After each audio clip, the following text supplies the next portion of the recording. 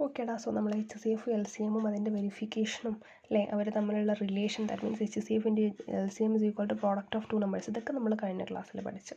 ഇനി നമ്മൾ എന്താ ചെയ്യാൻ പോകുന്നത്, ഇതിനെ തന്നെ നമ്മളോട് മാറ്റിയിട്ട് വേറെ കുറച്ച് ടൈപ്പിൽ ക്വസ്റ്റ്യൻ ചോദിക്കാനുള്ളൊരു ചാൻസ് ഉണ്ട്. ഓക്കെ, ഡയറക്റ്റായിട്ട് വെറുതെ HCM ഫൈൻഡ് ഔട്ട് ചെയ്യുക LCM കാണുക എന്നുള്ളത് പറയല്ല, അത് കുറച്ച് ഡിഫറെൻ്റ് ആയിട്ട് ചോദിക്കുന്ന കുറച്ച് മെത്തഡ്സ് ഉണ്ട്. സോ ആ ഒരു മെത്തഡ്സും കൂടെ ഞാൻ നിങ്ങൾക്ക് കാണിച്ചു തരാം കേട്ടോ.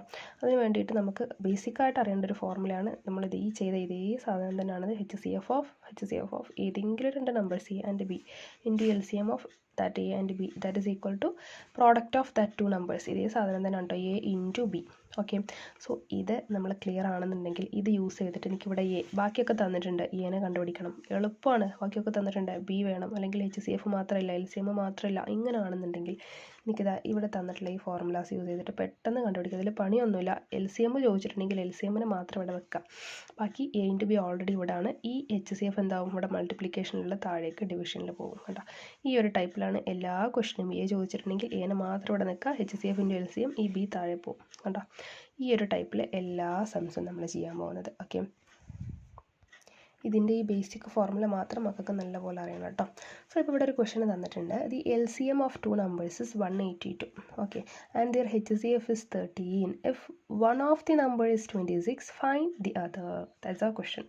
സോ ഇത് കണ്ട പാടെ നമുക്ക് എന്ത് എഴുതാം, നമുക്ക് സിമ്പിളായിട്ട് എല്ലാ കാര്യവും തന്നിട്ടുണ്ട് അല്ലേ. LCM ഉണ്ട്, HCF ഉണ്ട്, വൺ നമ്പറും തന്നിട്ടുണ്ട്. സോ അനദർ നമ്പർ മാത്രം മതി. നമുക്കറിയാമല്ലോ, ഓൾറെഡി നമുക്കറിയാവുന്ന ഫോർമുല ഉണ്ട്. ഇതിന് സൊല്യൂഷൻ നിങ്ങൾ എങ്ങനെ കൊടുക്കും, എന്ത് ചോദിച്ചാലും ഈ ഒരു ടൈപ്പ് ക്വസ്റ്റ്യൻ കണ്ടിട്ടുണ്ടെങ്കിൽ നമുക്കറിയാവുന്നതാണ്. HCF into LCM is equal to A into B. കണ്ട, സോ ഇവിടെ HCF എത്രയാണെന്ന് തന്നിട്ടുണ്ട്, LCM എത്രയാണെന്ന് തന്നിട്ടുണ്ട് അല്ലേ. അത് LCM of two numbers is 182. So ഇവിടെ കണ്ട LCM തന്നിട്ടുണ്ട്, HCF 13. So 13 into 182 that is equal to A. ഏതോ ഒരു നമ്പർ 26 ആണ്, അതും തന്നിട്ടുണ്ട്. B മാത്രം നമുക്കറിയില്ല. സോ Bനെ B ആയിട്ട് അവിടെ ഇട്ട് വെച്ചാൽ മതി. എന്നിട്ട് നിങ്ങൾ എന്ത് ചെയ്യുന്നു, ഈ Bനെ മാത്രം ഇവിടെ നിർത്തുക, ബാക്കിയുള്ളതിനെ ഈ 26നെ ഇവിടെ താഴെ കൊണ്ടുവരിക. ഓക്കെ, Bനെ ഇവിടെ നിർത്തുക, 26നെ താഴെ കൊണ്ടുവരിക. അപ്പോൾ ആൻസർ ഞാൻ നേരെ ഈ രൂപത്തിൽ എഴുതാം കേട്ടോ. 13 ഇൻറ്റു 182, 26നെ മാത്രം താഴെ കൊണ്ടുവന്നു.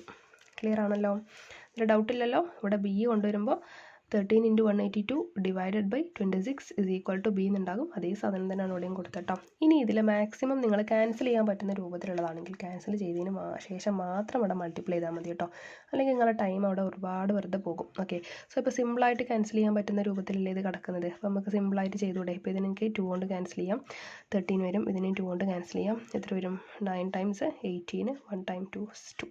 സോ 91 വരും. ഇത് കണ്ടങ്ങൾ.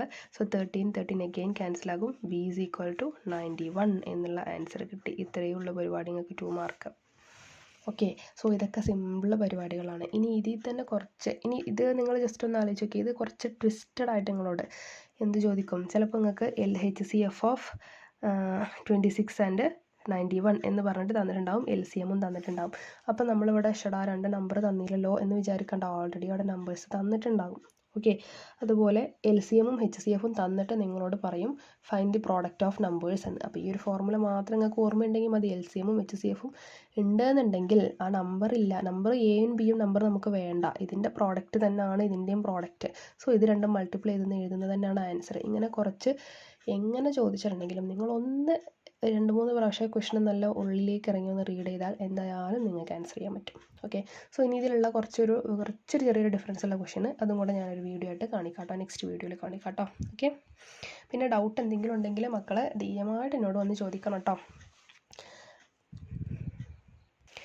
ഇവിടെ വീഡിയോസിൽ ഞാൻ ഓവർ എക്സ്പ്ലെയിൻ ചെയ്യുന്നില്ല, ഒരുപാട് ടൈം പോകും. സോ മനസ്സിലാവുന്ന രൂപത്തിൽ സിമ്പിൾ എക്സ്പ്ലനേഷൻ മാത്രമാണ് തരുന്നത്. ഇനി ആർക്കെങ്കിലും ഇതിലേറെ ഡീപ്പായിട്ട് എക്സ്പ്ലെയിൻ ചെയ്യണമെന്നുണ്ടെങ്കിൽ കോൺടാക്ട് മീ. ഓക്കെ.